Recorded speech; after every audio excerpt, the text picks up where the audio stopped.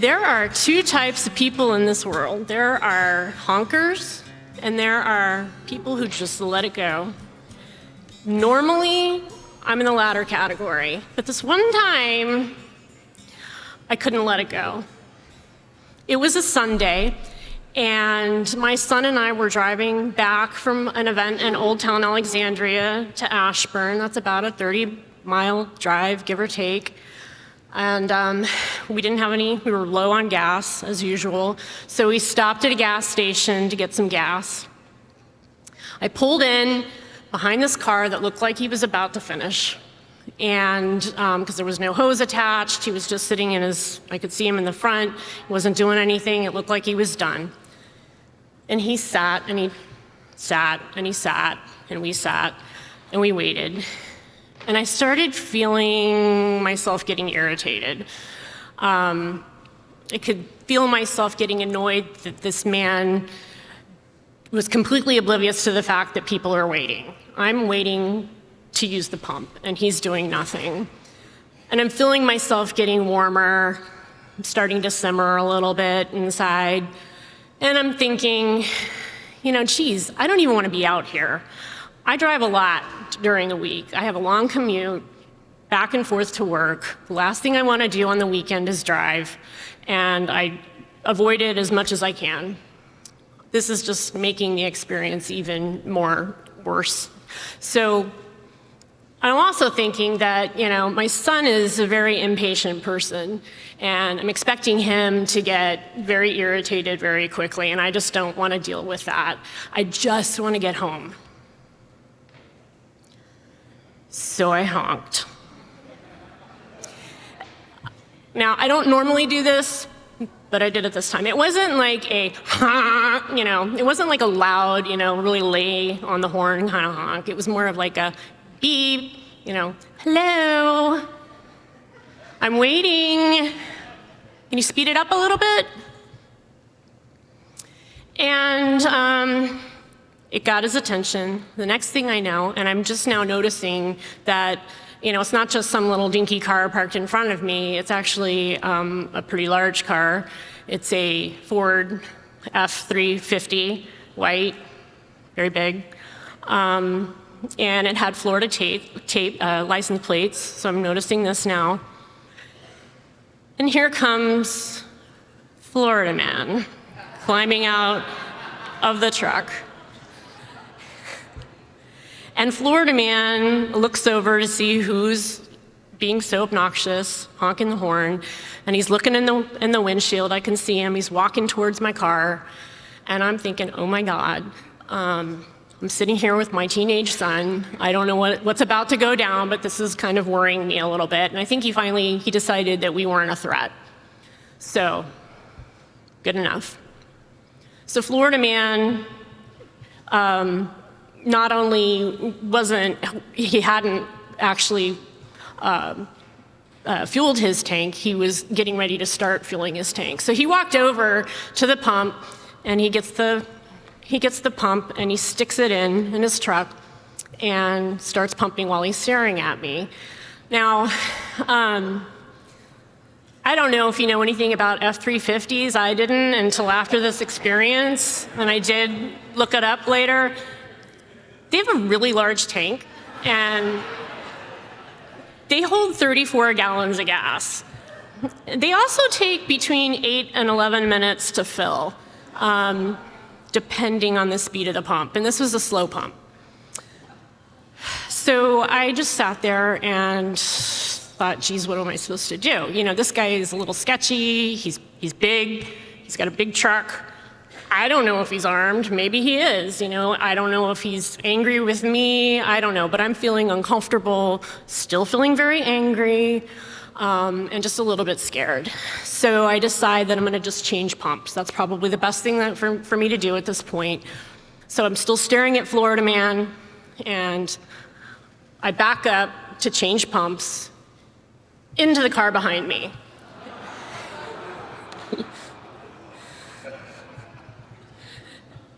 Now, you can imagine, I'm like, oh, this is just wonderful.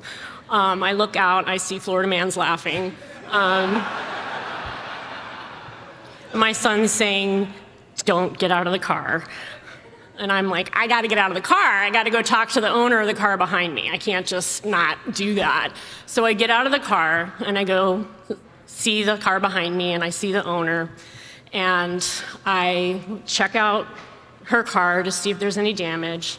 And I'm trying to kind of make a connection with her because I'm hoping that she's seen, Florida Man over here. Probably not. It's all my imagination. She doesn't notice that, but she doesn't have any damage to her vehicle. And I said, this is a really bad day for me.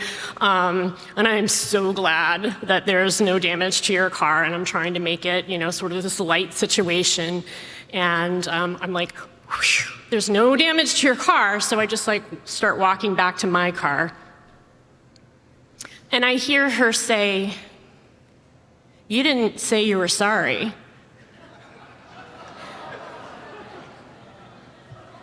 And I'm like, why would I do that? There's no damage to your car. And she said, well, you could at least say you're sorry. And I'm like, all right, sorry. This is really irritating me at this point. And I walk back to get in my car. She's taking pictures of our license plate, my son says. I'm like, you're kidding me. Why is she taking pictures of our license plate? So I get back out of the car. My son climbs into the glove compartment. And I walk over to her vehicle and I say, why are you taking pictures of the license plate? I don't understand that. And she says, just in case. I'm like, just in case what? I mean, there's no damage to your vehicle. I don't understand why you're taking pictures of my plate. And she says, well, I can tell by looking at your car that you're not a very good driver.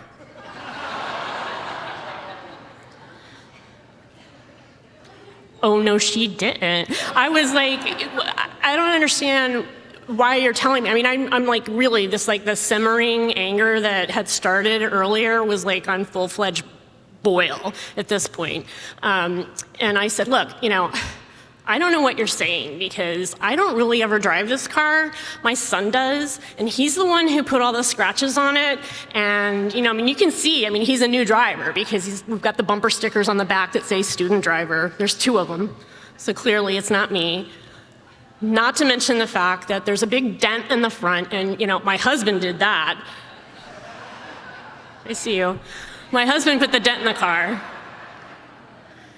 And as I'm explaining this, I do realize how ridiculous I sound. I get that I sound like a little nutso, right? I'm blaming, this is just completely incoherent.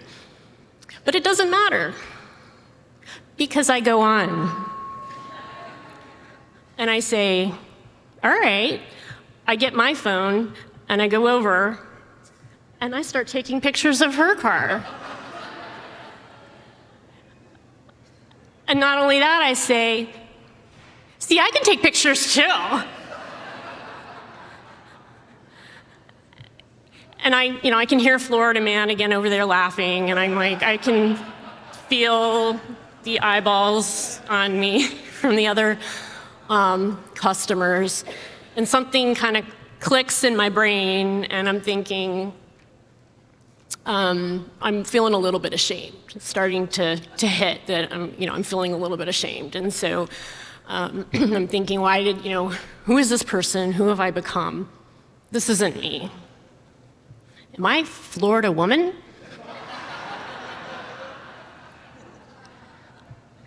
Worse, am I Karen?